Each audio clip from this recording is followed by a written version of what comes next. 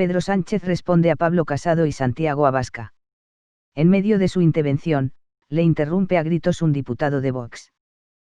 La rendición de cuentas y la transparencia del Gobierno y el liderazgo frente al virus, porque ha sido algo que, sobre todo, la bancada de la oposición conservadora y la ultraderecha pues ha venido reiteradamente planteando en esta comparecencia y también en otras muchas, ¿no? Por múltiples razones, señorías, vivimos un momento muy difícil, lo hemos dicho. Nadie estaba preparado para gestionar esta pandemia, también se ha dicho. Hemos tenido que derivar nuestro conocimiento de la experiencia directa en lo que nos ocurría, también se ha dicho. Un conocimiento que no hubiéramos querido adquirir así, porque no hay una prueba más dura, y también se ha dicho por parte de algunos grupos parlamentarios, para un gobernante que ver sufrir a su país. Pero es el conocimiento científico el que nos salva, señorías, el que nos permite no solo sobrevivir, sino también perfeccionarnos y fortalecernos. Hace un año, en un debate muy semejante a este, nadie podía imaginar el que íbamos a sufrir una pandemia, la peor pandemia en 100 años, pero además, en un año, tan solo en un año, la ciencia ha arrojado una solución definitiva a través de la vacuna para poder derrotar con contundencia al virus. Por tanto, la humanidad yo creo que ha demostrado que en los momentos más difíciles ha sido capaz de realizar unida los mayores progresos de nuestra historia. Y en muchas ocasiones, ahora centrándonos en Europa, creo que la negociación que ha habido en relación con las grandes farmacéuticas para la compra de las vacunas por parte de la Comisión Europea liderándola y sin duda alguna también con los Estados miembros detrás, demuestra el que la respuesta que se ha dado por parte de Europa garantiza ese acceso equitativo, accesible para el conjunto de la población española y europea, con las máximas dosis de garantías de seguridad, ¿no? Yo creo que esta es una de las lecciones que tenemos que extraer de esta pandemia, la importancia trascendental de no engañar a la sociedad con una realidad que no existe, de hablar de los temas que realmente importan a la ciudadanía, de no acrecentar el dolor y también la incertidumbre de la ciudadanía con relatos basados en la falsedad y hasta incluso en el oportunismo, señorías, de no anteponer nunca más los intereses particulares, por muy legítimos que sean de algunas formaciones políticas, con el interés general o con el bien común. Señorías, las herramientas de nuestro Estado social y democrático de derecho funcionan. Funcionó el primer estado de alarma con comparecencias sistemáticas cada 15 días para solicitar la prórroga por mi parte.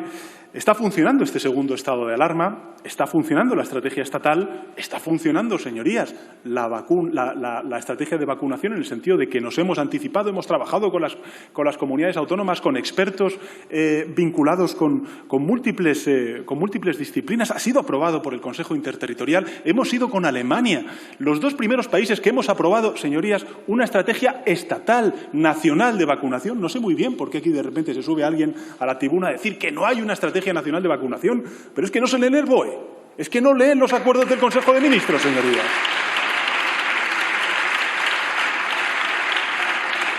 Pero esta es la realidad, señorías.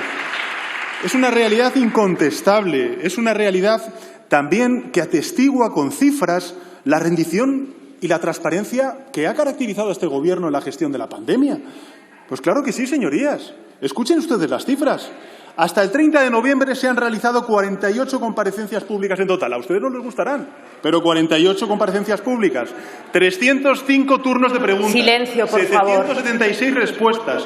He participado en 39 ruedas de prensa, en 18 durante el estado de alarma, con 185 turnos de pregunta y 432 respuestas, mientras algunos presidentes y presidentas autonómicas del Partido Popular cerraban las asambleas autonómicas.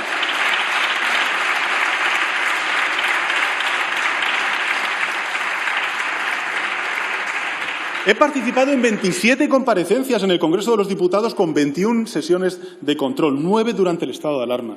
He comparecido 2 veces para dar cuenta de los consejos europeos. He estado presente en 5 comparecencias en el Senado para 4 sesiones de control, 2 durante el estado de alarma y 1 comparecencia a petición propia. Señorías, se han celebrado además 17 conferencias de presidentes autonómicos. He participado silencio, por favor. Y eventos internacionales, por mucho que griten, no van a ocultar el ejercicio de transparencia y rendición de cuentas de este Gobierno ante esta Cámara.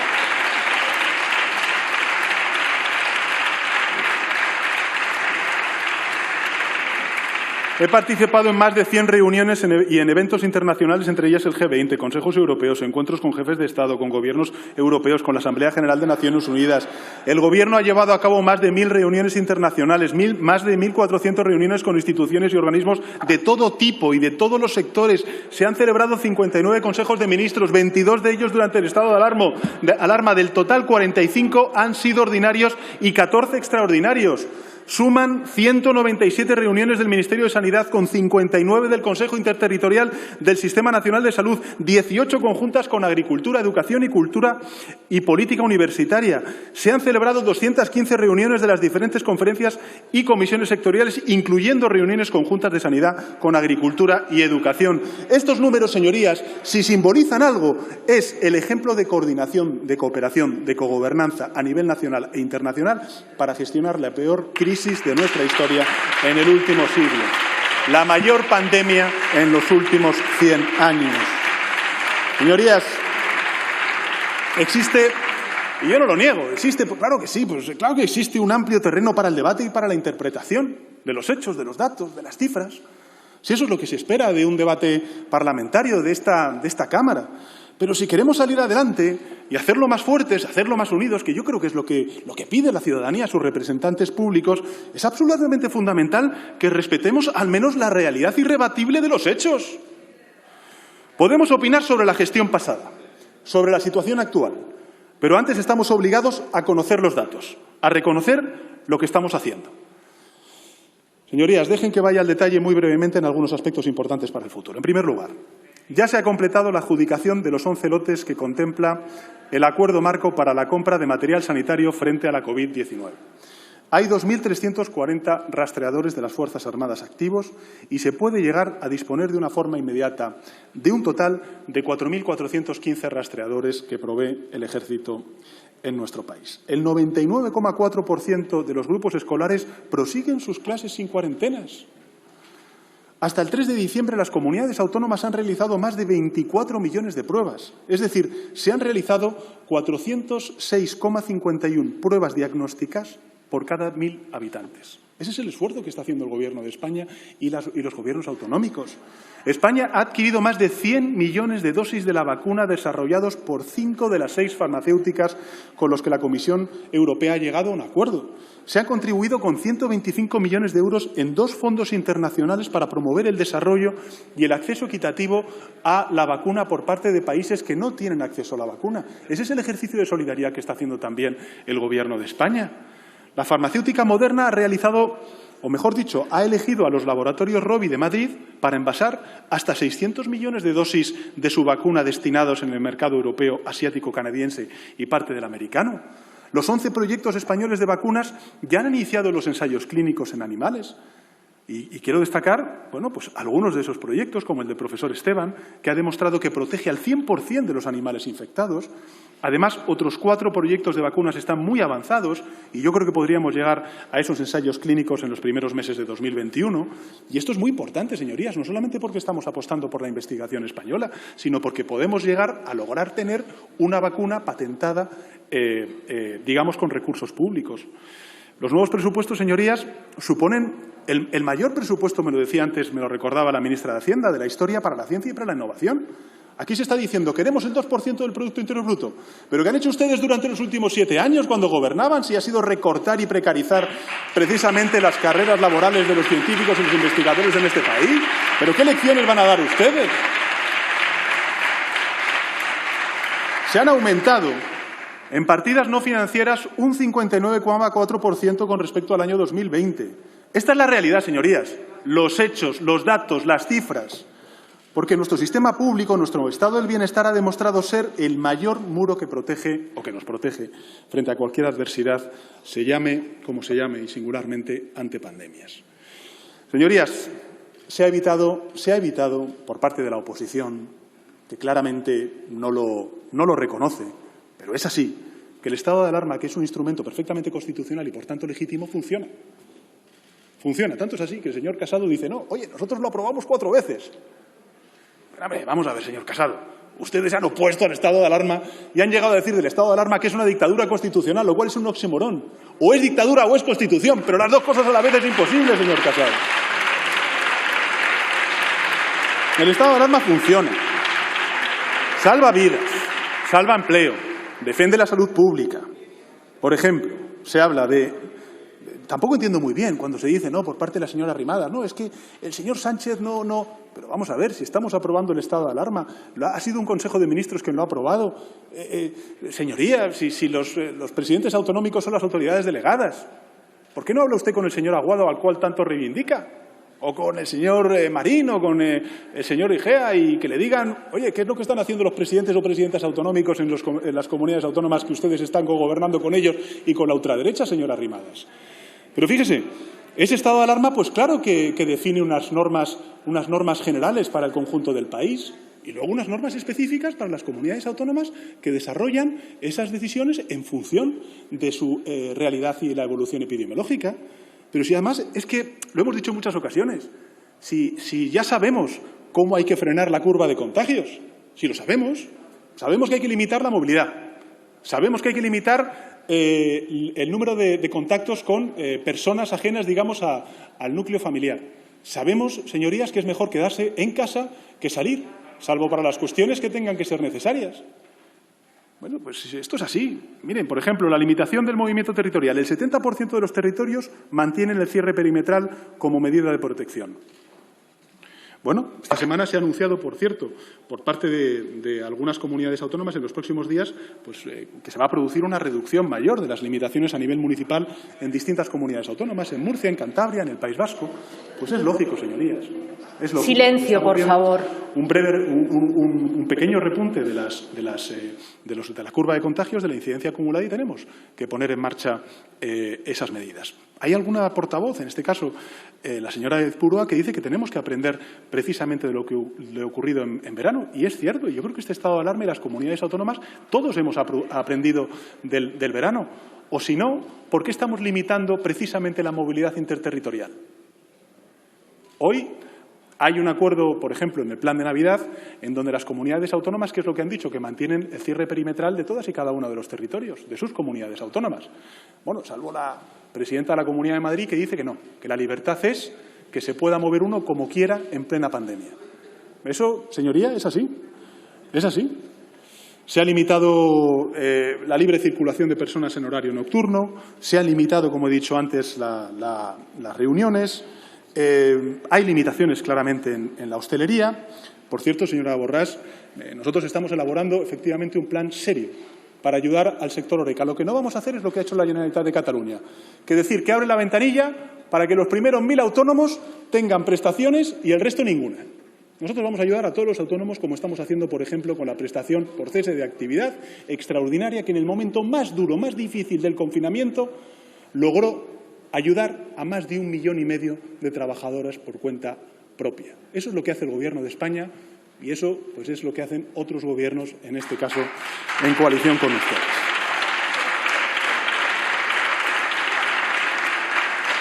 No son medidas fáciles, señorías. Todo lo contrario, yo lo sé muy bien. No las presento ante esta Cámara como logros de gestión, sino como la evidencia de lo que estamos haciendo entre todos, insisto, entre todos. Además de pedir fidelidad a la realidad, señorías, porque yo creo que este es el problema, que en muchas ocasiones cuando llegamos a esta Cámara, en fin, parece que la realidad es ajena a la crítica de algunos grupos parlamentarios. Yo ya voy a entrar un poco en esta cuestión, ¿no? Porque, claro, la gente que se asome al Congreso de los Diputados y que escuche hablar, señor Abascal, de una dictadura judeomasónica, una república comunista bolivariana con un virus chino que nos van a meter por la sangre y que con el 5G nos van a controlar. Hombre, señor Abascal, por favor. Es que... Bueno, ¿le digo al señor Abascal o le digo al señor Casado? Porque, en fin... Pero yo creo que hay que ser fiel a la realidad y, por tanto, les emplazo a que no olvidemos nunca la mayor lección de esta pandemia, ¿no? Y es que tenemos que ser solidarios, que la solidaridad es mucho más poderosa que el egoísmo, que el amor es mucho más poderoso que el odio, que el diálogo y el acuerdo es mucho más poderoso que el silencio y el rechazo y que la esperanza es mucho más poderosa que el miedo. Y yo me quedo con lo que ha dicho el señor Aitor Esteban. Yo también estoy convencido de que saldremos adelante y que vamos a salir adelante gracias a la unidad de todos y al aporte de la ciencia, que será una de las grandes lecciones que este Gobierno nunca olvidará con nuestros investigadores y con nuestros científicos. Señor Casado, es curioso.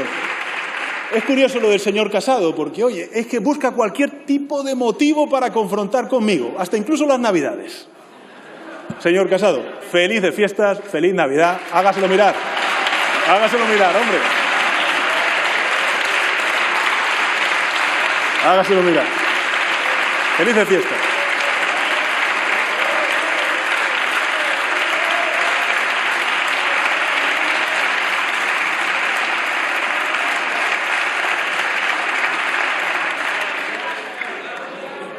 Fíjese que...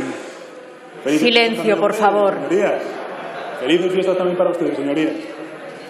Espero que descansen, que recarguen las pilas y que vuelvan, como hacen ustedes, haciendo política útil, constructiva. Señor Tirado, por favor, silencio.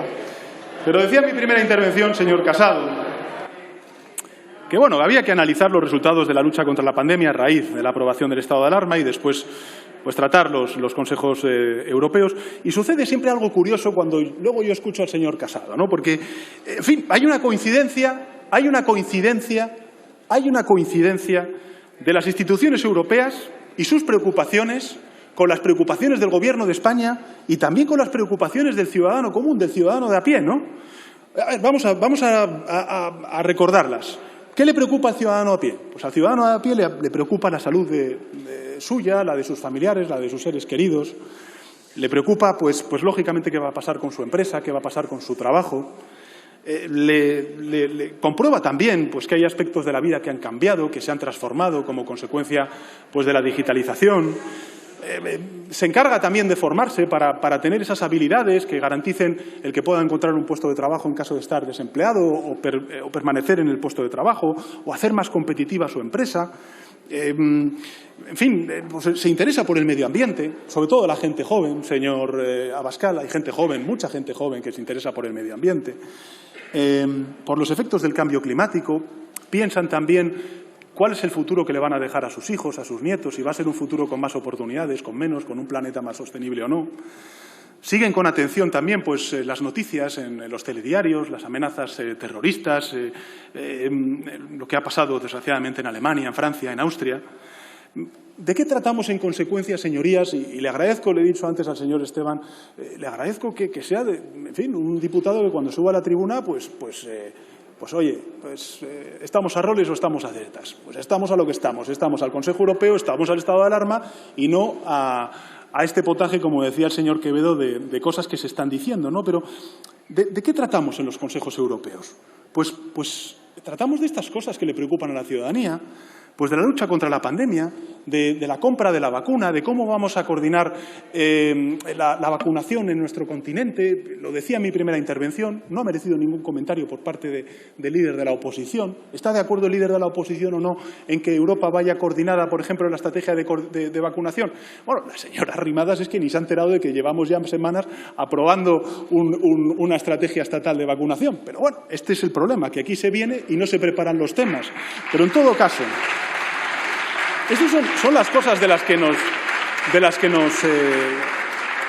que hablamos en el Consejo Europeo, pues de la vacunación, del reconocimiento de test, de cómo vamos a reabrir la movilidad internacional, pues evidentemente de la emergencia climática con ese objetivo del 55%, de cómo va a impactar la transición digital en el empleo y, por tanto, que tenemos que hacer esa transición pues con mecanismos integradores, de nuestra relación con África, donde nosotros no solamente estamos diciendo que es importante centrarse en la migración, sino también pues en el desarrollo económico de África, en el fortalecimiento de las democracias en el continente africano. ¿Y de qué tratamos en el Gobierno de España? Pues simplemente hay que echar un vistazo a los acuerdos del Consejo de Ministros en el Boletín Oficial del Estado. Si tampoco estamos pidiendo mucho a la oposición, señorías. Pues aprobamos un estado de alarma para tratar de mantener a raya al virus. Pues cómo protegemos al empleo, cómo reincorporamos a los trabajadores que están en el ERTE pues a sus puestos de trabajo, cómo podemos salvar empresas. Por ejemplo, hemos revisado los periodos periodos de carencia de las pequeñas y medianas empresas que se acogieron a las líneas ICO, 200.000 millones de euros, cómo aprovechar para que nuestra economía se reponga, para ver de qué manera podemos, como se ha dicho por parte de algunos grupos parlamentarios, pues gestionar mejor y de manera eficaz el fondo de recuperación, cómo reducir más y más la discriminación de las mujeres, cómo mantener la vigilancia sobre las amenazas terroristas, las de verdad, las reales. Es decir, yo creo que en Europa y en España, en la calle, en el Consejo Europeo, en el Gobierno de España, pues la agenda es la misma, la realidad, señorías, los problemas reales de la gente, que son problemas mayúsculos, por cierto, porque estamos ante la peor emergencia sanitaria con una derivación económica y social, pues más que evidente en este último siglo. Y en cambio, pues cuando sube el señor Casado aquí, pues sube aquí y ¿de qué le oímos hablar? Es verdad que hablan de terrorismo. El señor Casado habla de terrorismo, sí, pero del terrorismo de hace 10 años, el que dejó de matar. El que vencimos precisamente la democracia española, gracias a la unidad de todos los partidos políticos. Y, por cierto, con un gobierno socialista en Madrid y en Euskadi.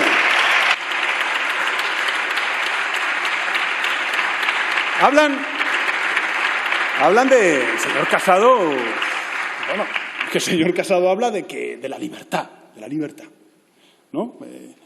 Como una amenaza, pero no la amenaza que puedan representar los monopolios tecnológicos para nuestra privacidad. Esa no le importa al señor Casado, ¿no? Que es la que realmente importa a los ciudadanos. Ni la protección de los derechos en la era digital, que no se le escucha decir absolutamente nada, ni sabemos cuál es la posición sobre la propuesta de la Carta de Derechos Digitales que está en consulta pública por parte del Gobierno de España desde hace unas semanas. Eso le importa más bien poco al Partido Popular y al señor Casado. Hablan de unas libertades que, según el Partido Popular y la ultraderecha, pues están en peligro. Cuando en España basta conectar cualquier medio de comunicación para comprobar que cualquiera puede dar la opinión que le venga en gana. Hablan del riesgo de que se instaure, pues en España, un régimen soviético bolivariano, nada menos, cuando vemos precisamente, señor Casado, escúcheme, el miedo está en que va a haber una república socialista bolivariana y resulta que el líder de la oposición en Venezuela, ¿a dónde viene a vivir, señor Casado? A España.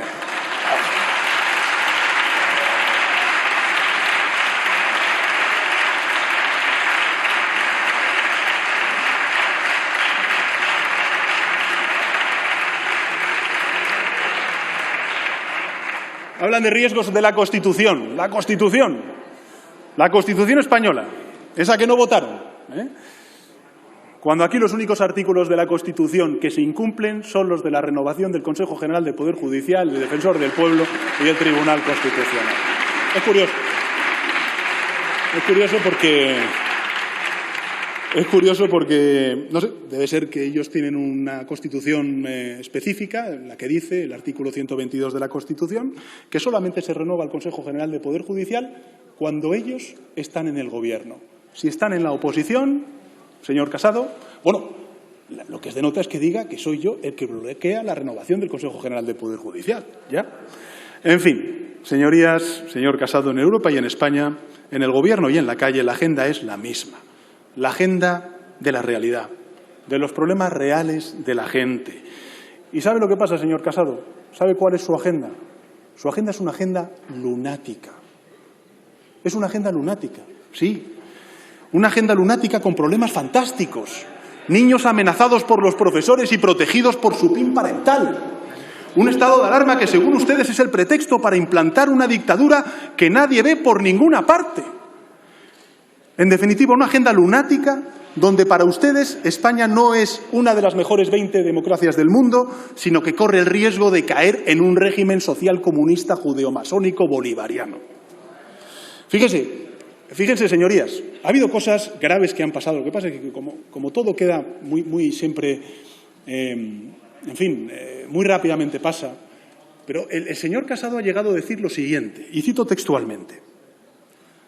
El señor Casado ha dicho lo siguiente: el objetivo del Partido Popular es defender la libertad como el bien más preciado que tiene el ser humano y por el que bien merece la pena arriesgar la vida. Eso es lo que han hecho los valientes opositores cubanos y venezolanos, eso es lo que hará la oposición en España. Pues, señor Casado, ya le digo que puede usted estar tranquilo. Va a vivir usted muchísimos años y no va a tener que arriesgar la vida ni nada por el estilo para defender la libertad. ¿De verdad? Ningún problema, ninguna preocupación, señor Casado. Porque la libertad en España no corre peligro, señor Casado. Es más, en España hay libertad y hay Constitución para rato.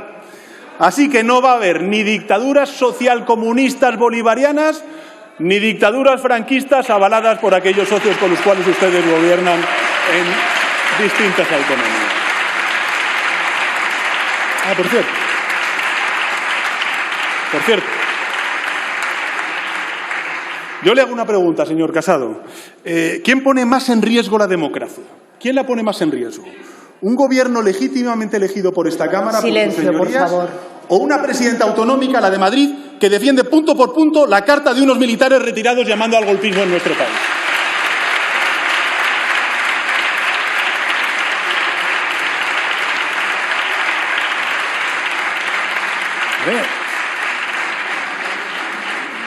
Señor Casado, usted dice que me pide que me parezca a Merkel. Bueno, yo lo que le pido es que dejen ustedes de parecerse a la ultraderecha en sus discursos y en sus acciones políticas.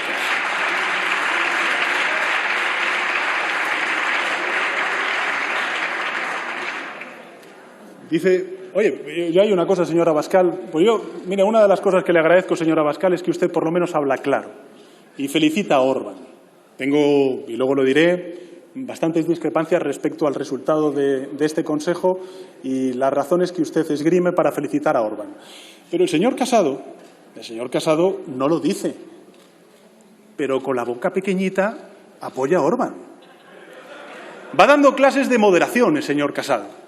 Es una persona decente, pero en Europa se sitúa a la derecha del Partido Popular Europeo. Fíjense.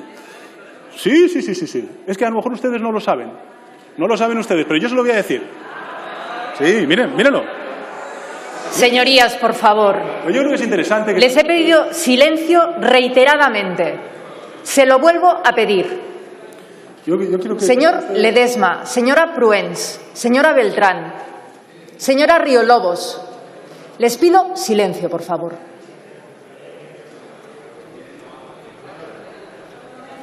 Bueno.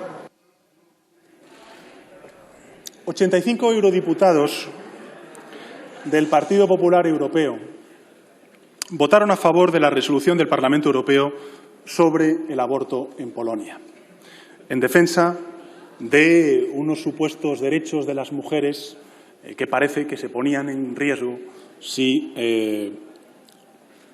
no se reconocía el derecho al aborto. Ninguno de esos 85 eurodiputados del Partido Popular Europeo era español. La realidad, señor Casado, es que usted lleva, 9 meses luchando contra unos resultados electorales y unas perspectivas electorales mediocres. Y la realidad de España es que llevamos 9 meses luchando contra la pandemia. Por tanto, la realidad de España va por un lado y usted va por otro. Ese es el problema.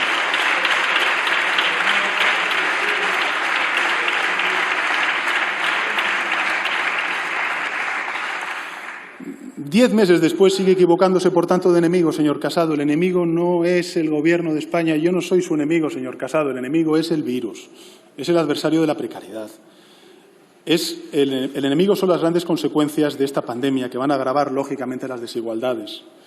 Y, por tanto, yo creo que hay que ser conscientes de la responsabilidad que cada uno tiene, la del Gobierno, pero también el del principal partido de la oposición. Y, por tanto, pues embarcado en su particular película de ciencia ficción, pues sigue usted sin entender la importancia de romper definitivamente con la ultraderecha y regresar al comportamiento de un partido de Estado. Llevados por ese extremismo absurdo, señor Casado, y acomplejado, tengo que decirle, usted ha dicho no a unos nuevos pactos de la Moncloa, no al estado de alarma, no a los presupuestos generales del Estado, no a la renovación del Consejo General del Poder Judicial, en definitiva, no a España. Y eso no es bueno ni para el Partido Popular ni para España. Señor Abascal, Yo la verdad es que venía con cierta curiosidad, ¿no?, por comprobar si usted iba a intervenir o no en esta sesión. Tenía curiosidad, o si directamente dejaba pasar su turno, consciente del nulo interés, ¿no?, que usted y su grupo siempre despliegan ante estos debates cuando son convocados en esta Cámara. Pero ya que habla de nostalgia con el señor Casado, en su caso, señor Casado, ya le digo yo que las dictaduras franquistas, nada de nada, nada de nada. Porque si la agenda del Partido Popular es una agenda lunática, veamos, señorías, cuál es la agenda de la ultraderecha. Vamos a extraer algunas conclusiones en relación con un resumen, si me permitirá el ejercicio, señora Abascal, de su intervención. Vamos a ver. Según la ultraderecha española, España está dirigida por un gobierno ilegítimo, eso lo ha recalcado, lo ha subrayado mucho el señor Abascal en su intervención, que conspira para exterminar a su población. Empezando, eso sí, por las feministas a las que expuso a un enorme riesgo un 8 de marzo de hace un año. Y lo hace además sirviéndose de un virus creado en un laboratorio criminal por el comunismo chino, con la complicidad además de la Organización Mundial de la Salud, que está al servicio también del virus comunista chino. Es decir, las palabras del señor Abascal para hacer un análisis de lo que ha ocurrido son George Soros, acuérdense ustedes de este nombre, Soros, en fin, con el que yo estoy compinchado, vamos, Soros, China, la izquierda, lo siento, señorías, la izquierda, las mujeres, lo siento, señorías, las mujeres, y los inmigrantes. La pregunta habría que hacerle al señor Abascal es si los millones de españoles que salieron durante la dictadura franquista que él alaba con su grupo parlamentario exportaron a México y a otros tantos países de Europa y del mundo violaciones, criminalidad, como él precisamente trata de estigmatizar a los migrantes que llegan a España.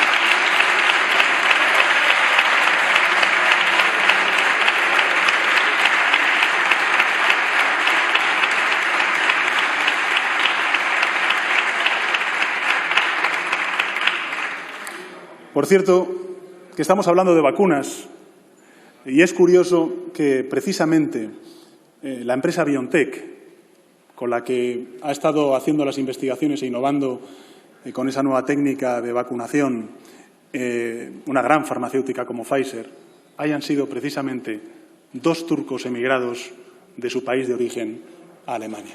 Esa es la gran lección también de esta pandemia.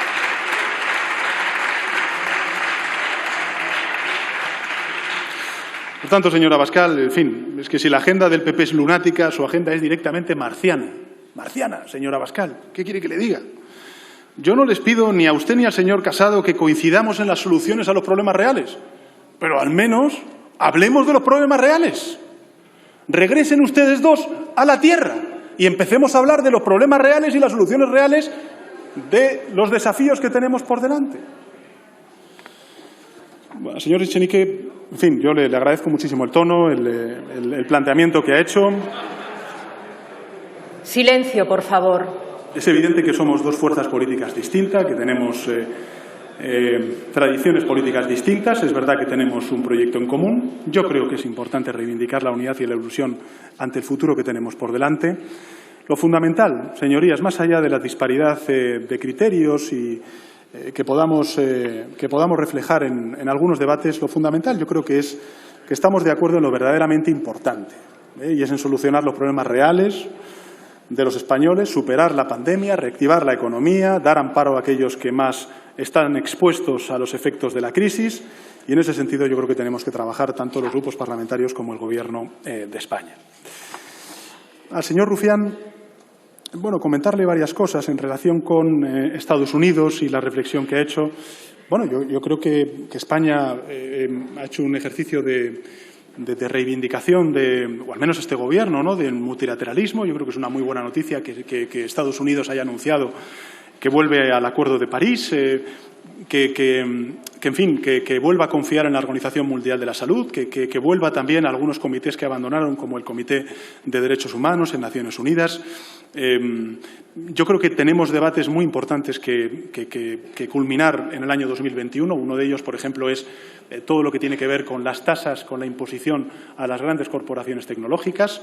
Ahí, pues España, yo creo que junto con otros países europeos, y no solamente de Europa, sino de otros continentes, pues estamos liderando una respuesta nacional, pero trabajamos sin duda alguna por tener esa respuesta multilateral. He definido esa agenda, la urgente, la estratégica y también la importante con Estados Unidos. Por supuesto que no somos naif, señoría, somos muy conscientes de que Estados Unidos defenderá sus intereses, como Europa defenderá también sus intereses, pero yo sí que creo que una relación transatlántica fuerte es buena para ambos digamos, continentes o espacios geográficos, ¿no? Sobre la Unión Europea, yo creo que estamos ante una gran oportunidad de reivindicar un estado del bienestar único en el mundo. Creo que tenemos la gran oportunidad también, señorías, por ejemplo, hablando de la transición ecológica. Este es uno de los, yo creo, de los grandes debates que tenemos por delante. Tenemos una gran oportunidad, no solamente por un interés económico legítimo, no solamente por un interés de desarrollo empresarial y de creación de empleo, sino también porque creo que se incorporan nuestros propios valores, ¿no? Los valores de la Unión Europea, vinculados con la solidaridad intergeneracional, con la cohesión social y territorial, con la sostenibilidad. En definitiva, creo que tenemos la capacidad de anticiparnos, de ser líderes, de estar a la vanguardia respecto a otras revoluciones que ha habido y en las que, desgraciadamente, Europa pues ha llegado tarde. El 5G es un ejemplo paradigmático de cómo Europa ha llegado tarde y de cómo, bueno, pues en esta revolución verde podemos ser pioneros, podemos estar a la vanguardia y, en consecuencia, no perder este momentum, ¿no? En fin, usted habla del Estado de Derecho y el Fondo de Recuperación, viene a criticar el funcionamiento de la democracia española. Yo solamente le diré una cosa, le recordaré una cosa, señor Rufián. Hace ya unos cuantos meses, no muchos, no recuerdo ahora mismo cuántos, pero sin duda alguna fue en otoño, este otoño, la Comisión Europea publicó un informe donde se evaluaba el funcionamiento democrático de distintos países. España se presentó voluntaria a ser evaluada desde el punto de vista de la Comisión, ¿no? Y tengo que decirle que los datos y los parámetros y la evaluación que hizo la Comisión Europea del funcionamiento de nuestra democracia fue sobresaliente. Es más, lo que decía la Comisión Europea en ese informe era, la crítica que hacía era una crítica al bloqueo a la renovación del órgano de gobierno de los jueces. Por tanto, en ese sentido, instaba la Comisión Europea a que el Parlamento se pusiera de acuerdo para renovar el órgano de los jueces. Y en relación con el Sáhara, decirle, señoría, en fin, nosotros llevamos 2 años en el Gobierno, yo no llevo ni 1000 días al frente del Gobierno. Es verdad que la oposición no nos ha dejado ni 100 segundos para poder, empezar a funcionar y a trabajar, pero el Gobierno de España con el Sáhara es absolutamente solidario. Algunos datos, señoría. Nosotros somos el primer donante para la prestación de servicios básicos a los campamentos en colaboración con Naciones Unidas y con la Unión Europea. Es verdad que usted se está refiriendo a la solución política a este conflicto, y yo lo que le digo es que el Gobierno de España está precisamente trabajando con el Secretario General de Naciones Unidas para el pronto nombramiento del mediador que ahora mismo pues está vacante desde hace tiempo, desgraciadamente, y que en consecuencia entorpece el desarrollo de las negociaciones entre las partes, ¿no? Pero nosotros la centralidad de Naciones Unidas la tenemos clara y, desde luego, no nos desentendemos para nada de la suerte de un pueblo con el que también pues tenemos unos lazos históricos, como usted ha hecho referencia, como es el Sáhara Occidental, ¿no? Sí decirle que, bueno, pues agradecerle en realidad el apoyo de Esquerra Republicana a estos presupuestos. La reflexión que hacía la oposición también se la hago a usted. Aquí no estaba jugándose la suerte de este Gobierno o de otro Gobierno. Aquí lo que estábamos haciendo era dar una respuesta clara, contundente a una emergencia sanitaria, económica y social. Y desde ese punto de vista yo, señoría, quiero agradecer el apoyo del Grupo Parlamentario de Esquerra Republicana a la aprobación de estos presupuestos progresistas y unos presupuestos que van a ser buenos para Cataluña y para España. No quiero tampoco detenerme en los datos, pero los conoce usted. Yo creo que, en fin, en términos de inversión pública es que superamos hasta incluso lo propio establecido en el Estatuto de Autonomía de Cataluña. A la señora Borràs, decirle que es curioso, ¿no? Son estas contradicciones siempre del independentismo catalán, ¿no?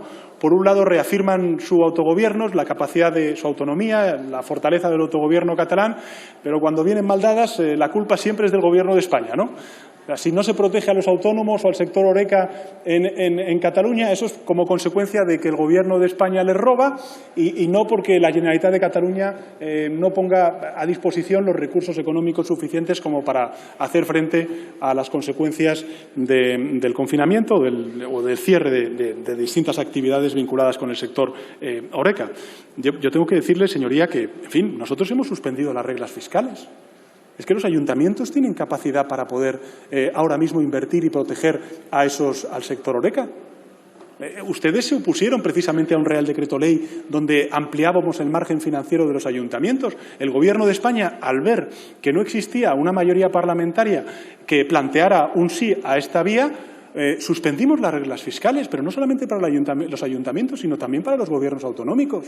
Por tanto, ustedes tienen recursos económicos suficientes y háganse responsables ustedes también de sus decisiones. No solamente el Gobierno de España, pero yo ya le garantizo que nosotros, desde luego, vamos a complementar las acciones que están tomando pues, los gobiernos autonómicos y los gobiernos municipales, ¿no? Yo he escuchado su intervención, señoría, y siempre tengo esta sensación extraña cuando la escucho, señora Borràs, de ver cómo sus palabras y su actitud, pues sé que esto no le va a gustar, pero se parecen mucho a la derecha española. Sí, es verdad. Ustedes, en fin, ¿de verdad creen que su actitud de rechazo a los presupuestos, por ejemplo, es bueno para Cataluña? ¿De verdad creen que ustedes, al haber rechazado y haber votado en contra de los presupuestos, están haciendo un bien al interés común de Cataluña? ¿Cuándo la derecha catalanista independentista ha hecho algo realmente útil por los catalanes junto a las tres derechas? ¿Realmente cuándo, señora Borràs? ¿De verdad usted tiene, no sé, entiende esta alianza que de facto siempre se está planteando en términos parlamentarios entre ustedes y la ultraderecha y la derecha española? Todo el mundo en Cataluña sabe que los fondos europeos son buenos para Cataluña, señora Borràs, que también lo es el plan de recuperación. Y no me cabe duda, señorías, de que los presupuestos generales del Estado son imprescindibles para Cataluña, para garantizar una mínima protección a los colectivos devenidos vulnerables, para hacer frente también a los problemas de liquidez que tienen las empresas, los autónomos. Y ustedes han dicho que no a todo eso. No sé, ustedes votan en contra junto con el partido del señor Abascal, con el partido del señor Casado. Pero, en definitiva, señora Borràs, usted habla de bloqueo, pero la realidad avanza, señoría. La realidad avanza. Avanza y les deja a ustedes cada vez más atrás. Este es el problema. Porque Cataluña, pues bueno, pues tiene que abordar la transición ecológica, tiene que abordar la transición digital, tiene que abordar también los problemas de desigualdad que sufren como consecuencia del desmantelamiento del Estado del Bienestar en Cataluña. En fin, yo creo que son muchos los temas a los cuales se tiene que empezar a dar respuesta y lo que es fundamental es aprobar estos presupuestos. Porque fíjese, señora Borràs, su voto en contra está menos justificado que el voto en contra, por ejemplo, del señor Casado, porque al fin y al cabo el señor Casado lo que hace es defender unos presupuestos del año 2018, sí, pero de su anterior gobierno. Usted, señora Borràs, al votar en contra, lo que está diciendo a los catalanes es que prefiere los presupuestos de Rajoy a los presupuestos de este gobierno de coalición progresista.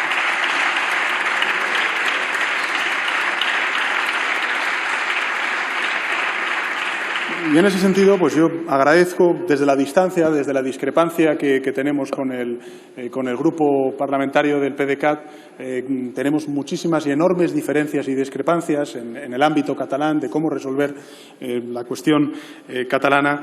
Pues el que ustedes hayan antepuesto el interés común de Cataluña a los intereses legítimos, pero a fin y al cabo partidistas de cada organización. Y por tanto agradezco y mucho el apoyo que han dado sus 4 diputados a la aprobación de estos presupuestos, que sin duda alguna van a ser buenos para Cataluña. Evidentemente, no he tratado el tema político en Cataluña porque en fin, no era objeto de debate, no es porque no tengamos opinión, no es porque no tengamos una hoja de ruta trazada y, desde luego, vamos a dar pasos, estamos dando pasos y seguiremos dando pasos para la normalización, para la convivencia y para la concordia en Cataluña.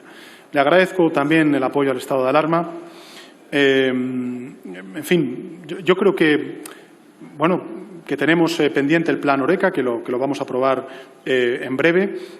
Pero tampoco podemos obviar que ha habido muchas políticas que han ayudado, y además no lo digo yo, lo está diciendo el Banco Central Europeo, por ejemplo, ¿no? que comentaba hace muy poco en un informe que gracias a las ayudas planteadas por el Gobierno de España se han salvado muchas empresas en España y en Cataluña, ¿no?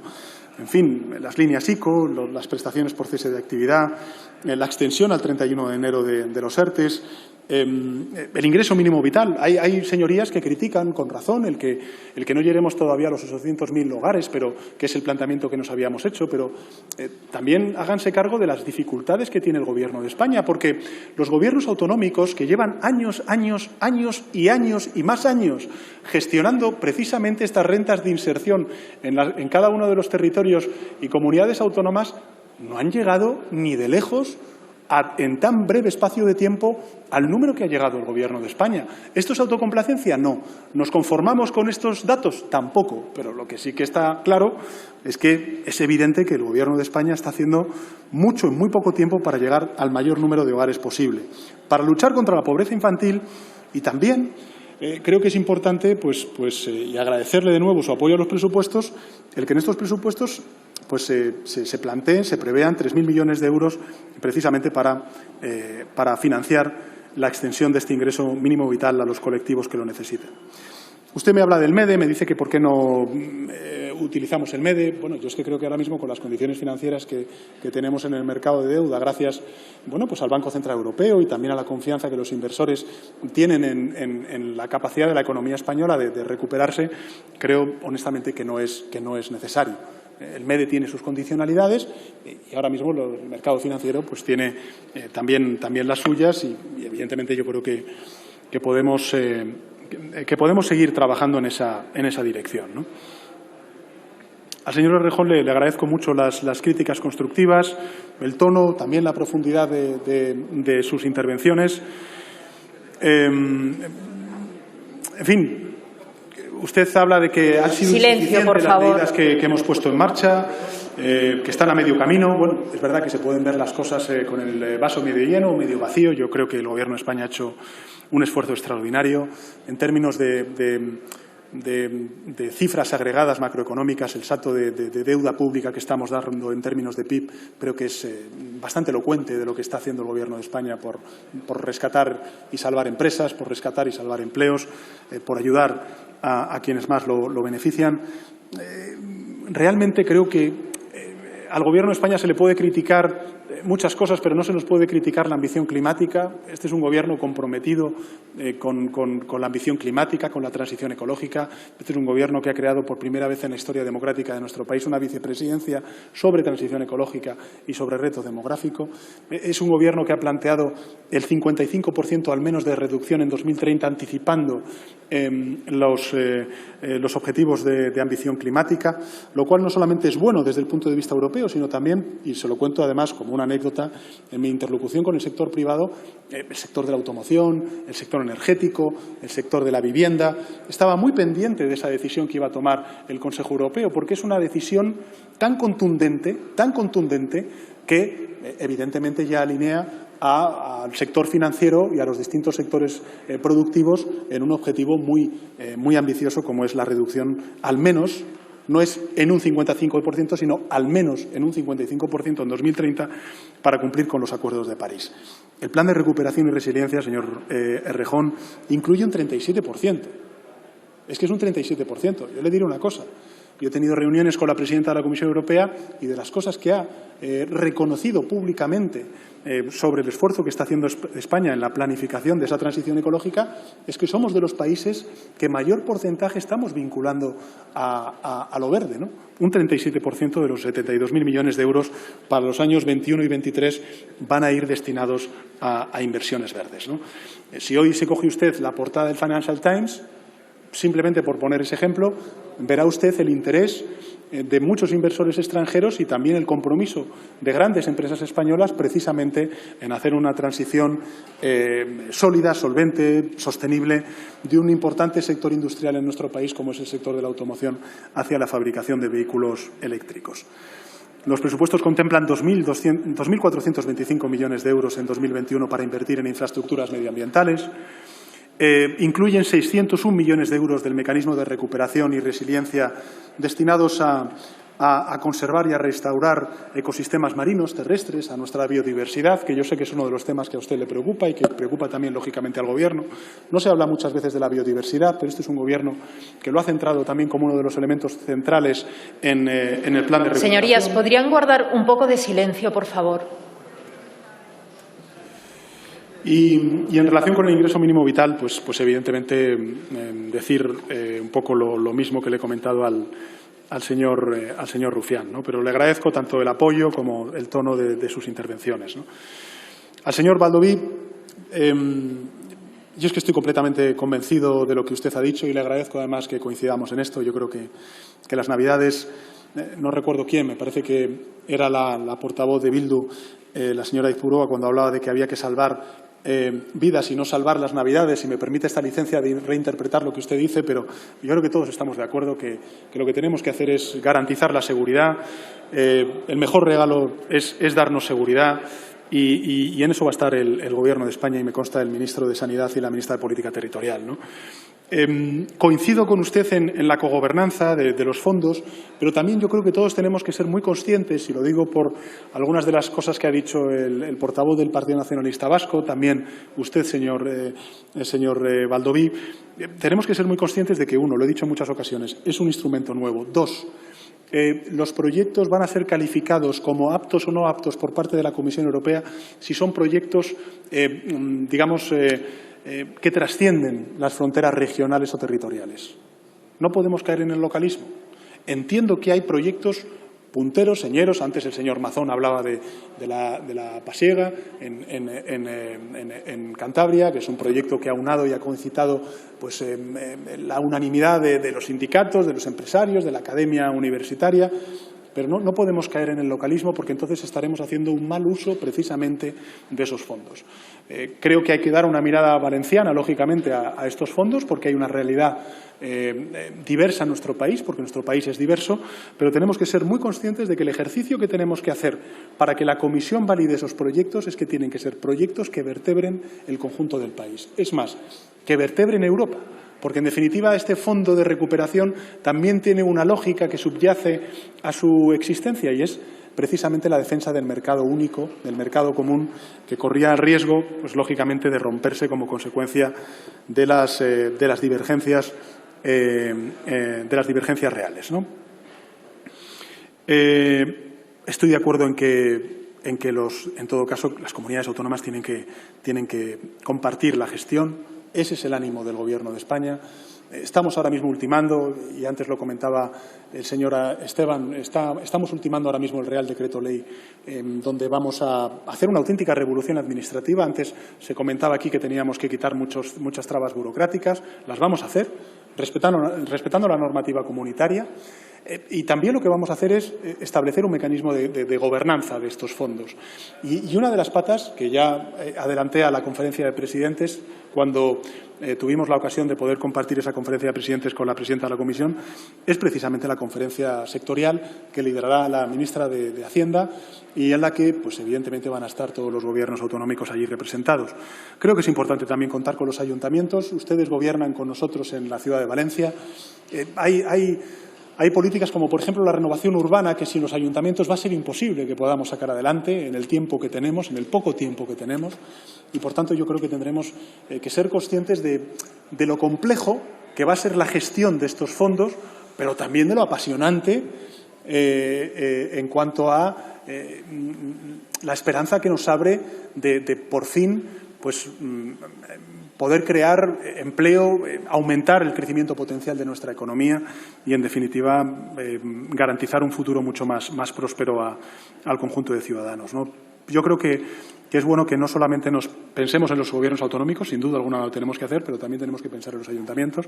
Me consta que ustedes tienen también esa sensibilidad porque evidentemente están presentes en muchos ayuntamientos, lideran ayuntamientos muy importantes en nuestro país, ¿no? Y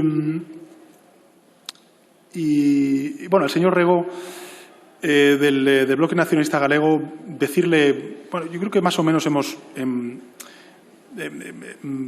puede servir lo que le he dicho al señor Baldoví. Esta es una enorme oportunidad, ¿no? Lo he dicho en muchas otras ocasiones. Los fondos estructurales en los años 90 representaron 8.000 millones de euros en 6 años. Aquí estamos hablando de 140.000 millones de euros en 6 años. En algunas ocasiones creo que a lo mejor nos hacemos un poco trampas nosotros, ¿no? Y cuando decimos, no, vienen los dineros de Bruselas. Es verdad que en términos físicos vienen los dineros de Bruselas. Bueno, sí, pero nos estamos endeudando todos. La Comisión se endeuda por todos nosotros. Nosotros vamos a tener que pagar durante los próximos 35 años la deuda que emitan los intereses y el principal de la deuda que emita la Comisión Europea precisamente para hacer ese ejercicio de solidaridad y de transformación de nuestro continente, ¿no? Por tanto, es evidente que si todos nos endeudamos, señoría, pues es evidente que tenemos que compartir, aunque sea mínimamente, algunas transformaciones y modernizaciones en nuestro sector productivo, en nuestra economía, para ser más competitivos. Ahí están las recomendaciones específicas que son públicas de la Comisión Europea y que vienen explicitadas precisamente en el acuerdo que alcanzamos en el mes de julio, ¿no? Y insisto, este es un nuevo instrumento. O sea, yo entiendo que usted es un partido nacionalista, a usted le gustaría que le dieran X miles de millones de esos 140.000 millones de euros para que ustedes hicieran lo que consideraran oportuno en Galicia, pero yo creo que hasta incluso para el bienestar de Galicia lo más inteligente es mirar más allá de Galicia y ser conscientes de que si le va bien a Asturias, a Castilla y León, a Valencia o a Andalucía, le irá mejor también a Galicia. Y si a Italia, Grecia o a Holanda le va mejor, pues a nosotros también nos irá mejor porque somos economías integradas, compartimos un mercado único. En definitiva, yo creo que el planteamiento que está haciendo la Comisión Europea y el acuerdo del mes de julio pues es un planteamiento acertado en cuanto a una visión europea, transnacional, de lo que tiene que representar la definición de estos proyectos y la gestión de estos fondos, ¿no? Va a ser muy complejo, probablemente haya mentes muy cartesianas, muy centralistas, ya sea en un gobierno nacional o en un gobierno autonómico, que les gustaría que la única institución que gestionara estos fondos fuera esa institución, su institución, pero eso no es la complejidad ni de la sociedad que vivimos, ni la complejidad institucional que tenemos, ni sin duda alguna también el planteamiento que está haciendo el Gobierno de España. Nosotros no tenemos todas las respuestas a cómo vamos a gobernar estos fondos. Y estoy convencido de que muy probablemente durante los próximos meses, cuando pongamos en marcha el mecanismo de gobernanza, tendremos que ir afinándolo, porque es algo nuevo lo que estamos creando. Pero yo creo que eso también es lo apasionante. Y desde luego, no les quepa duda, y esto no lo he dicho, pero sin duda alguna no les quepa duda, el Gobierno de España rendirá cuentas sobre la gestión de estos fondos ante sus señorías, en este caso en la Comisión Mixta de la Unión Europea, para que esté presente el Senado y, por tanto, la visión territorial del país, además de la visión partidaria legítima de todos sus grupos parlamentarios. A la señora Arrimadas, pues bueno, pues es lo que le he dicho antes, ¿no? Si es que la estrategia de vacunación nacional ya está aprobada, ¿eh? Hemos sido, junto con Alemania, los primeros países de la Unión Europea que lo hemos aprobado. Lo hemos aprobado, señoría, hasta incluso en Consejo de Ministros, cuando no era necesario aprobarlo en Consejo de Ministros. Lo han aprobado en el Consejo Interterritorial. Entiendo, señor ministro, que hay consejeros de Sanidad del Grupo Parlamentario de Ciudadanos, ¿no? Por tanto, que le informen algo, señoría, antes de venir aquí y decir que no hay una estrategia de vacunación.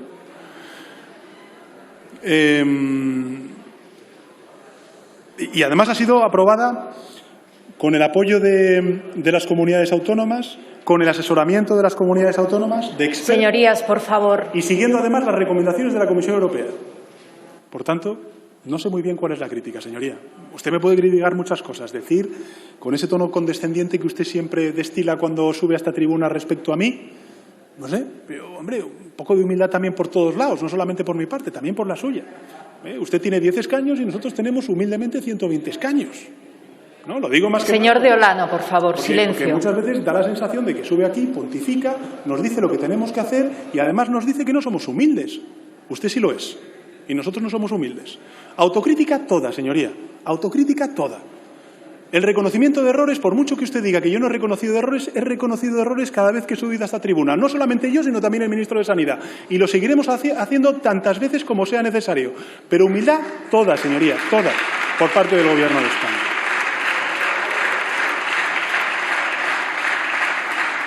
Usted ha utilizado términos durante esta pandemia que tienen que ver con tregua política. Usted ha hablado de tregua política. Ha hablado de moderación. La moderación, ese fetiche para la derecha y la ultraderecha, ¿no? La moderación. Y la política útil, ¿no? Y es verdad que estos han sido sus eslóganes desde sus primeros meses de liderazgo al frente de Ciudadanos. La verdad es que suenan francamente bien. ¿Quién se va a oponer a la política útil? ¿Quién se va a oponer a la moderación? ¿Quién se va a oponer a la tregua política? Pues claro, pues todo el mundo está de acuerdo con esos términos, con esos conceptos. Suenan francamente bien. Yo los comparto, los aplaudo. El problema aparece cuando llega la hora de la verdad. Y el problema, señora Arrimadas, es que nunca se materializan cuando hablamos de Ciudadanos. Mire, ustedes en plena pandemia,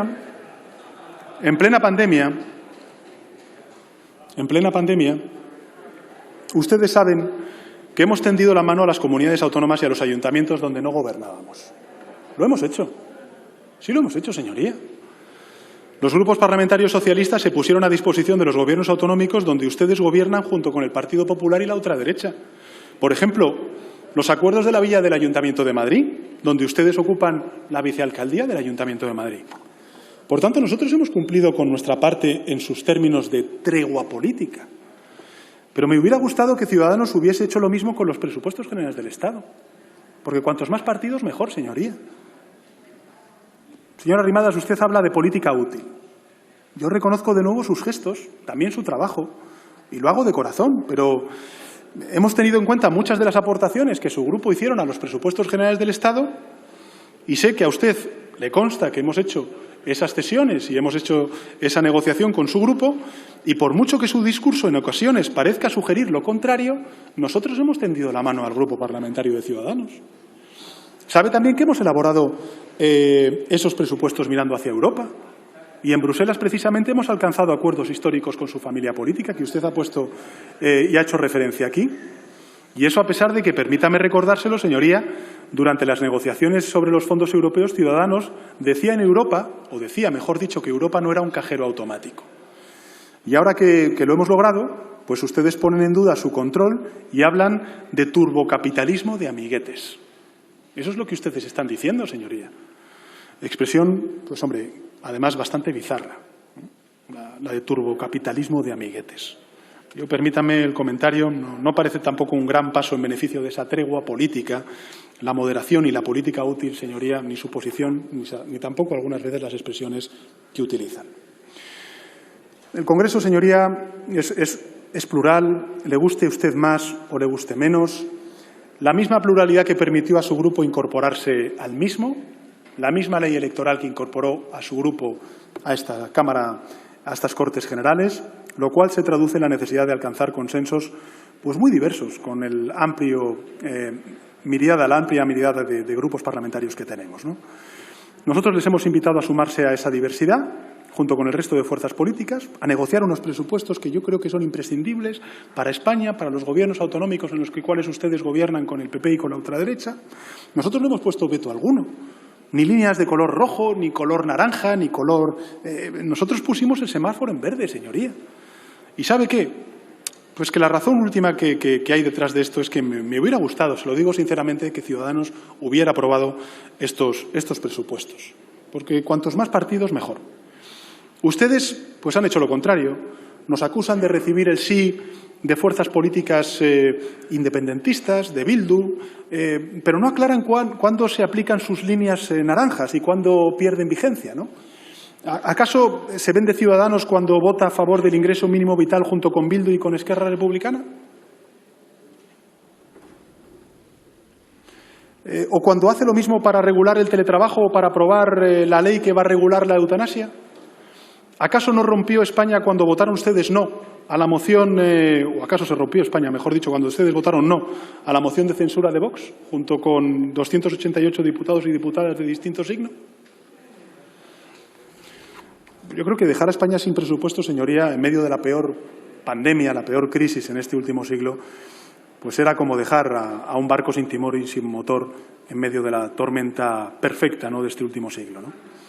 Y lo llamativo es lo que he dicho antes, ¿no?, que 10 fuerzas políticas apoyen unos presupuestos que son excepcionales, pero que son fundamentales para consolidar la recuperación económica y hacer frente a la emergencia en sus tres dimensiones, ¿no?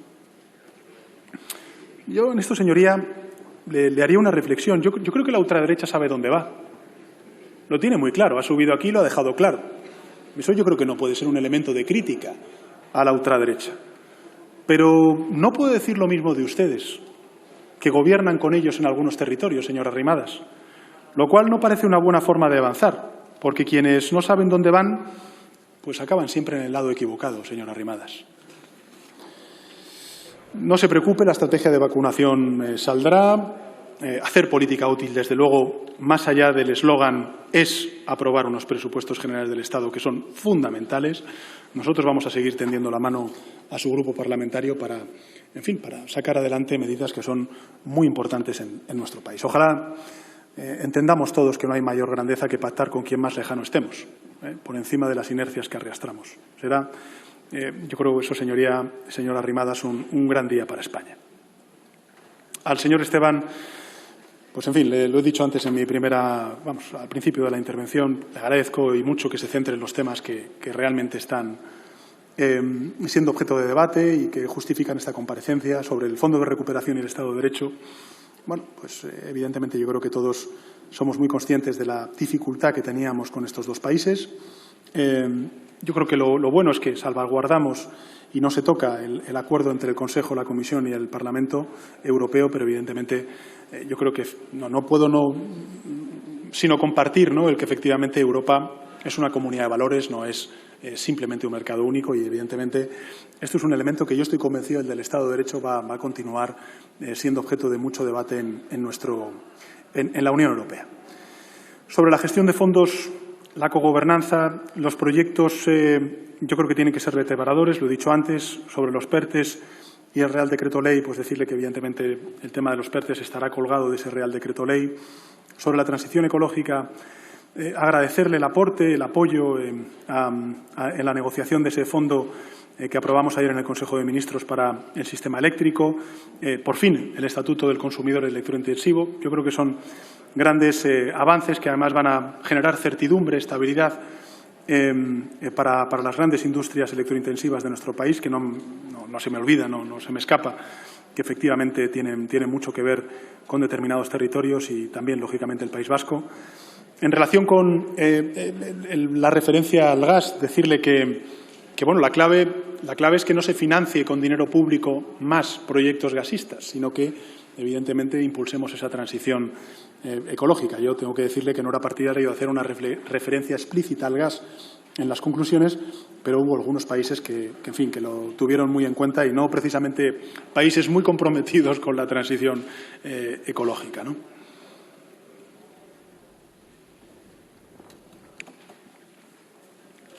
Sobre Turquía, decirle que puedo estar de acuerdo en algunas de las cosas que dice. Hombre, es verdad que hemos prolongado la presencia de misiles Patriot en Turquía. Hay que recordar que Turquía es un aliado de la OTAN. Y además tengo que decirle, porque además está aquí la ministra de Defensa, que el secretario general de la OTAN y los países aliados agradecen y mucho la presencia de esos misiles en Turquía.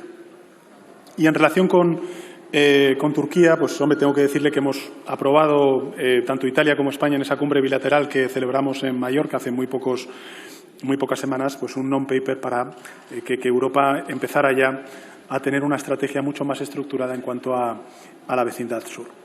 Sobre Marruecos y el Sáhara, decirle más o menos lo mismo que le he dicho al señor Rufián.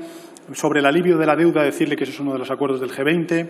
También que España pues está liderando junto con otros países latinoamericanos y también instituciones financieras internacionales una respuesta también en el ámbito de los países de renta media, que son los países latinoamericanos, ¿no?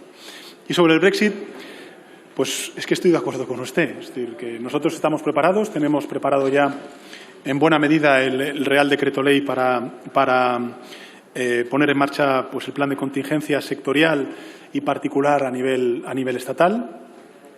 Estamos fuera de tiempo, eso es así, es evidente, lo he dicho antes en mi primera intervención. Y si llegamos a un acuerdo o no llegamos a un acuerdo, pues evidentemente tendremos que hacer mucho trabajo en estas últimas semanas que tenemos por delante. Pero desde luego yo espero, señoría, que podamos llegar a un acuerdo en beneficio de España, de Europa y de nuestra relación con el Reino Unido, ¿no? Sobre la cogobernanza, pues es cierto que de entrada, pues no todas las medidas que toma este Gobierno merecen su aprobación, pero de la misma manera que este Gobierno no entiende de entrada las sospechas de centralismo que a veces pues su grupo parlamentario pues siempre vierte sobre este Gobierno, ¿no? Yo creo que, en fin, el ejercicio que estamos haciendo de cogobernanza en el marco del Consejo Interterritorial es francamente elocuente de nuestra voluntad integradora en nuestro país. Es verdad que usted hace referencia a los anuncios en los medios de comunicación.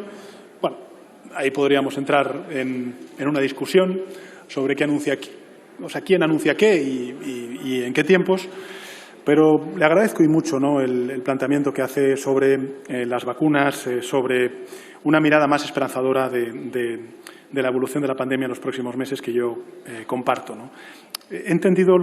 Creo haber entendido su duda sobre el registro de vacunaciones.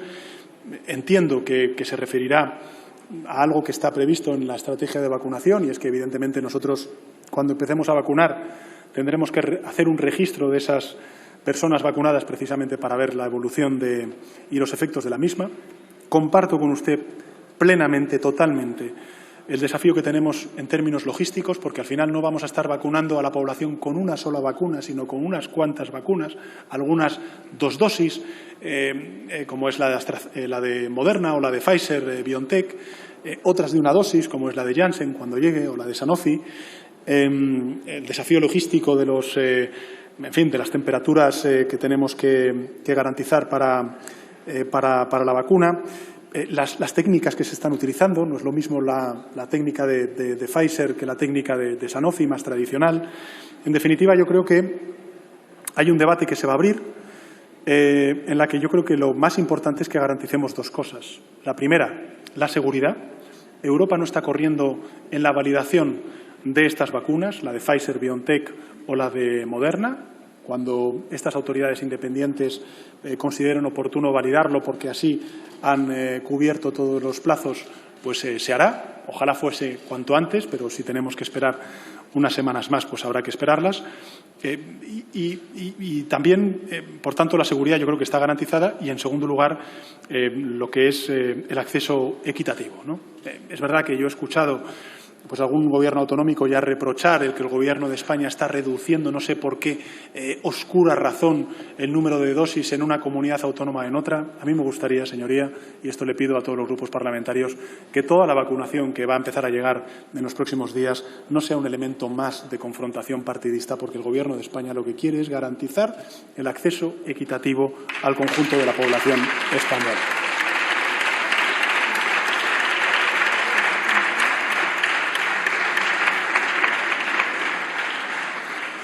Sobre la vacunación, la señora Aizpurúa también ha hablado. Sobre el salvar las Navidades, estoy de acuerdo en el planteamiento que ha hecho. Es muy difícil, señora presidenta, intervenir. Tiene usted razón, señor presidente. Pido silencio de nuevo. Gracias, señora presidenta. Gracias, señorías.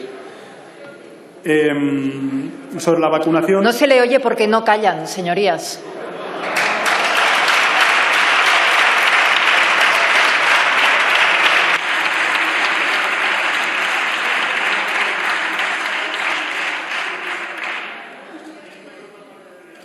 Sobre la vacunación, decirle a la señora Aizpurúa que bueno, pues la estrategia que hemos seguido es una estrategia muy.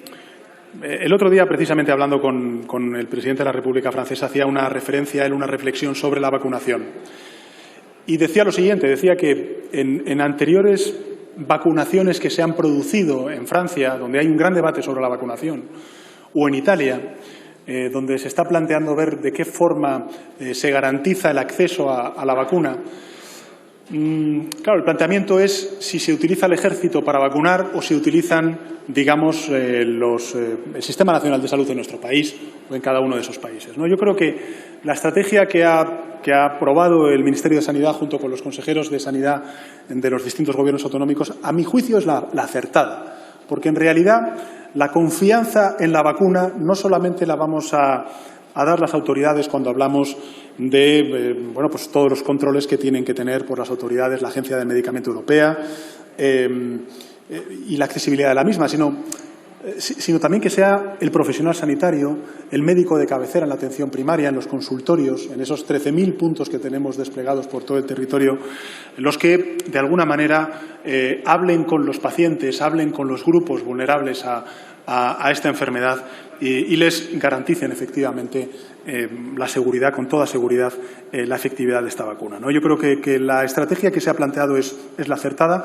Es verdad que hay estudios demoscópicos que están diciendo que hay un porcentaje de la población que tiene dudas, que tiene precauciones a la hora de vacunarse.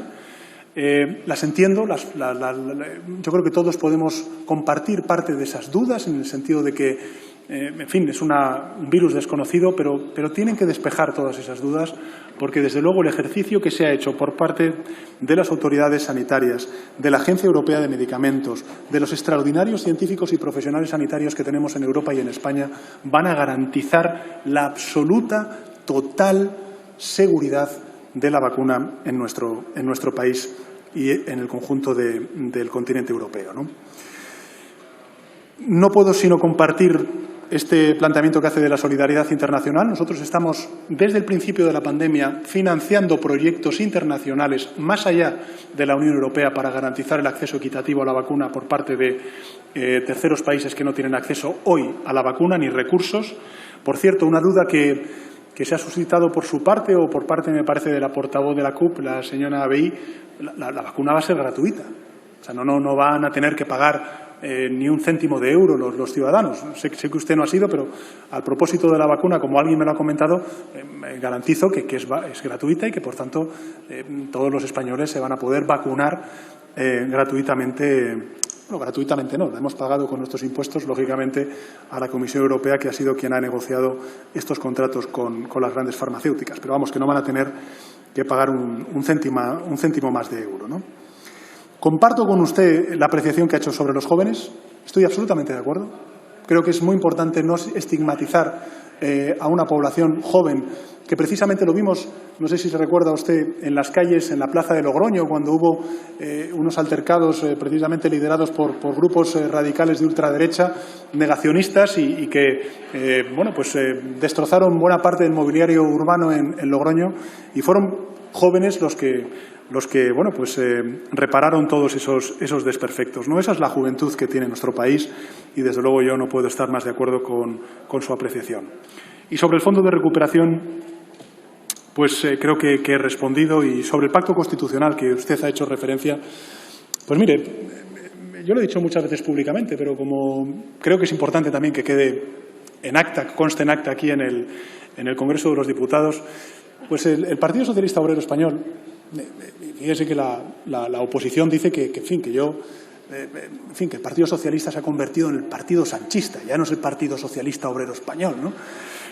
Pero es así, dicen, ¿no? Pero ellos, que son... Señora Pruens, por favor. Son muy socialistas y conocen mucho el Partido Socialista, ¿no?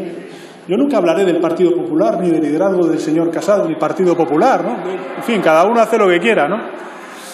Pero este partido, el Partido Socialista Obrero Español, señora Aizpurúa, es un partido que, cuando se debatía la Constitución española, pues nosotros presentamos una enmienda en defensa de la República. Señor Postigo, silencio, por favor. Les pido respeto al orador. Bueno, eso es mucho pedir, señora presidenta.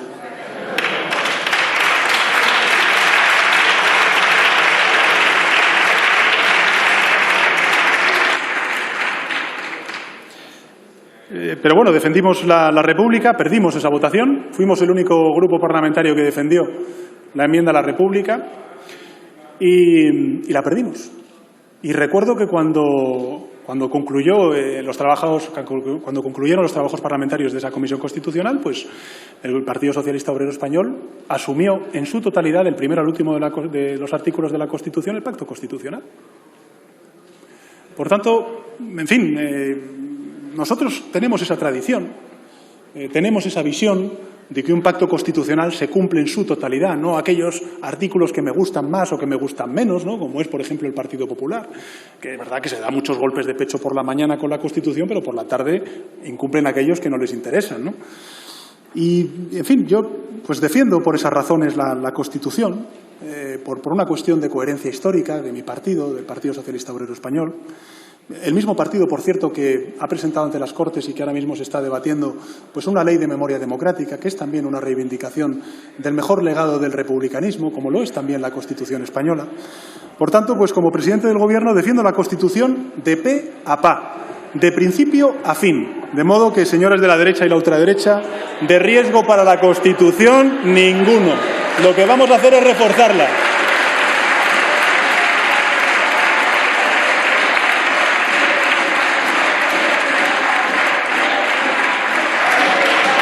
Señorías, por favor. Señor Calleja, señor Alonso Pérez. Silencio, por favor.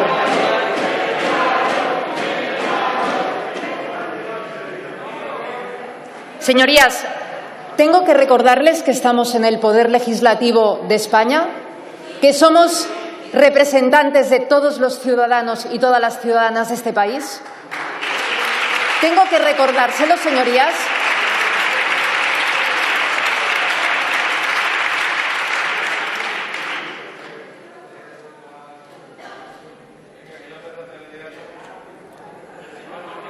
Pero... Señor Sánchez del Real, por favor. Silencio. Señorías, su trabajo es estar aquí en el escaño, escuchando a los oradores. Ese es su trabajo.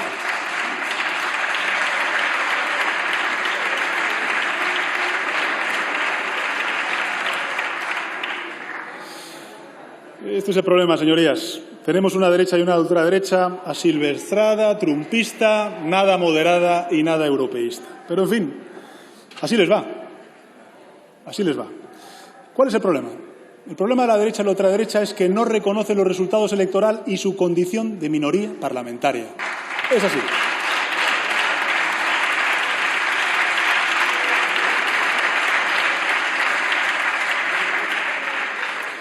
A la señora Vehí, pues hablarle de que efectivamente tampoco he entendido muy bien por qué vincula reforma fiscal con endeudamiento.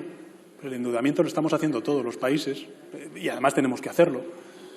Precisamente en una emergencia sanitaria, económica y social, pues hombre, no le vamos a subir los impuestos a los autónomos, a las empresas ahora mismo. Lo que tendremos que hacer será pues aprobar moratorias, exenciones, que es lo que estamos haciendo para salvar empresas.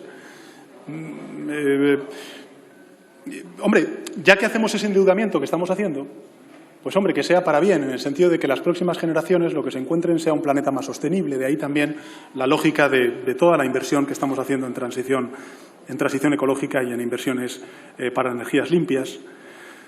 Sobre la vacunación, usted habla de una agencia pública de farmacias, pero yo creo que es mucho más interesante y más inteligente, si me permite mi humilde opinión, lo que estamos haciendo a través del Ministerio de Ciencia y del CEDETI, ¿no? Y es pues invertir en proyectos específicos de la vacuna contra el COVID. Hay 4 proyectos ahora mismo en el CEDETI, financiados por el CEDETI en el CSIC, y yo estoy convencido de que más pronto que tarde pues van a ver la luz, van a ser eficaces y vamos a lograr el que tengamos una vacuna, no, sino unas cuantas vacunas patentadas con el sello del dinero público español. Yo creo que ese es un ejercicio más inteligente que el que se está planteando por su señoría, ¿no? Las vacunas, como le he dicho antes, porque parece que usted tenía alguna duda, van a ser gratuitas, además de seguras. Por tanto, no le quepa a usted duda sobre esta cuestión. Yo creo que efectivamente tenemos que reforzar el Sistema Nacional de Salud. He dado algunas referencias en mi primera intervención. Vamos a aumentar el número de plazas MIR durante este año. Además, vamos a adelantarlas para que se puedan incorporar cuanto antes. Queremos reforzar la atención primaria. Yo soy más partidario de los consultorios de los centros de atención primaria. Creo que esa es una de las grandes lecciones también que tenemos que extraer. Y bueno, también decirle que los presupuestos generales del Estado, por primera vez en la historia, estos presupuestos generales del Estado, y aquí está la ministra de Hacienda para corregirme si me equivoco, hemos hecho un estudio del impacto sobre los 17 Objetivos de Desarrollo Sostenible que están incorporados en la Agenda 2030, con lo cual, pues en fin, yo creo que el compromiso también con una forma de desarrollo económico mucho más rica y no basado solamente en la evolución del PIB está ahí, ¿no? Es claro. Bueno, es que el señor ya García sube aquí, nos habla de… Bueno, yo creo que usted se ha referido más a Bildu que al Gobierno de España. En fin, habla de indignidad, lleva semanas rasgándose las vestiduras y jaleando el fantasma de una ETA que ya ha desaparecido, por fortuna para el conjunto de españoles y vascos y navarros. Y en fin, más allá del ruido y de los aspavientos, pues hablando de las cosas reales, pues estos presupuestos que hemos aprobado con una amplia mayoría de 188 escaños en nuestras Cortes Generales y que usted ha votado en contra, pues implican, por ejemplo, 100 millones de euros para Navarra, 61 millones de euros de importe preasignado del Mecanismo de Recuperación y Resiliencia Europeo. Estos 100 millones de euros incluyen también una inversión real de 88 millones de euros, es decir, un 54% superior a lo que figuraba en los presupuestos de Montoro y que ustedes aprobaron.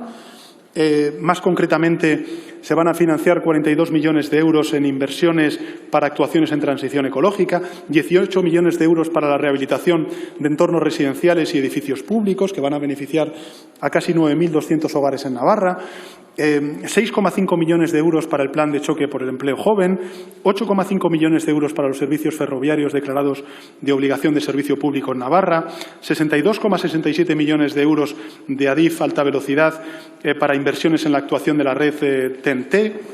En fin, señoría, yo creo que estas son las cosas que importan a los navarros y a las navarras y me gustaría pues, que ustedes reconsideraran también su posición, porque honestamente es que yo no veo ninguna diferencia entre ustedes, su discurso y el discurso del señor Abascal. Es que ustedes no tienen ninguna diferencia, ninguna discrepancia, ni en cuanto al tono, ni en cuanto a las formas, ni en cuanto al contenido. Hombre, hablen ustedes de los problemas reales.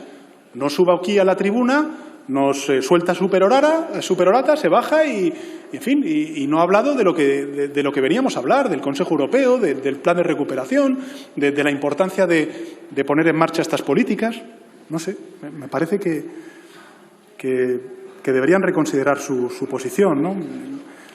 Claro, la señora Oramas, pues en fin, no quiero desviarme del rumbo de mi réplica, pero no me parece justo, señora Oramas, que diga que no estamos de acuerdo, o mejor dicho, que no tenemos una política migratoria. Tenemos una política migratoria. Claro que la tenemos. La defendemos en Europa y en España. La defendemos, claro que sí. Somos solidarios con el pueblo canario. Hay gobiernos autonómicos, por ejemplo, del Partido Popular, apoyados por la ultraderecha y por Ciudadanos, que han rechazado la solidaridad interterritorial por la que aboga el Gobierno de España para reubicar a algunos de esos migrantes. Lo estamos viendo en los medios de comunicación, sembrando un alarmismo injusto. Y al igual que en Europa estamos pidiendo la solidaridad de todos los países, la pedimos también en España a todos los gobiernos autonómicos. Para con Canarias. Claro que sí, eso se está haciendo el Gobierno de España. Ayer mismo en el Consejo de Ministros, 45 millones de euros precisamente para hacer frente a los gastos derivados de esa ola migratoria que está recibiendo Canarias. La señora de Asuntos Exteriores, la ministra de Asuntos Exteriores, el ministro de Interior, el ministro de Inclusión y Seguridad Social, yo mismo hemos mantenido interlocución con el Gobierno marroquí, con el Gobierno senegalés, con el Gobierno de Gambia, con el Gobierno de Mauritania. Pero tenemos que ser conscientes de que esta emergencia sanitaria, económica y social ha hecho que buena parte del continente africano vaya a entrar en recesión por primera vez en décadas. Y eso va a tener una traslación en la tensión de los flujos migratorios. Porque, como bien comentaba el señor Quevedo, aquí estamos hablando de hambre, de pan. Y, por tanto, señoría, creo que siendo un problema complejo, desde luego lo que no estamos haciendo es desatender a la población canaria, ni sin duda alguna también dar respuesta desde el Ministerio de Defensa, el Ministerio de Inclusión y Seguridad Social, el Ministerio del Interior, el Ministerio de Asuntos Exteriores, yo mismo en lo que es Bueno, pues una política migratoria que no teníamos, por cierto, cuando hace 2 años llegamos al Gobierno. Simplemente para que se haga una idea, yo sé que en Canarias no es así y que tenemos ahora mismo un reto que abordar, pero para que se hagan una idea, señorías, los flujos migratorios en términos agregados del conjunto del Estado han bajado de 2 años a esta parte. Han bajado. Y eso pues tiene también que ver con lo que estamos haciendo. Insisto, no en Canarias, ¿eh? En Canarias, evidentemente, tenemos que hacer un esfuerzo todos de contención, de integración, de realojo y también de reubicación, y para eso apelamos a la solidaridad de todos los territorios, ¿no?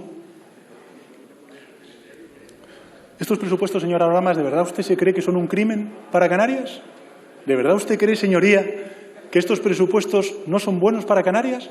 ¿De verdad usted cree, señoría, que eran mejor los presupuestos del año 2018 del señor Rajoy para Canarias que usted aprobó? ¿De verdad lo cree usted, señoría? Yo creo que no. Yo creo que no se lo cree ni usted. ¿De verdad? Señor Ledesma,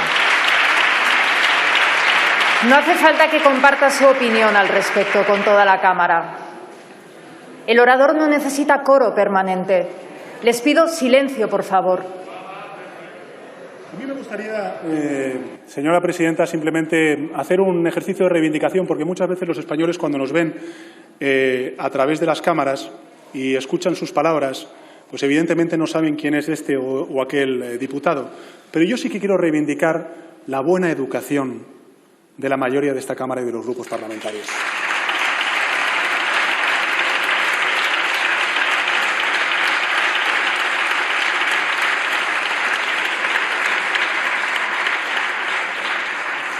Porque no todos somos iguales.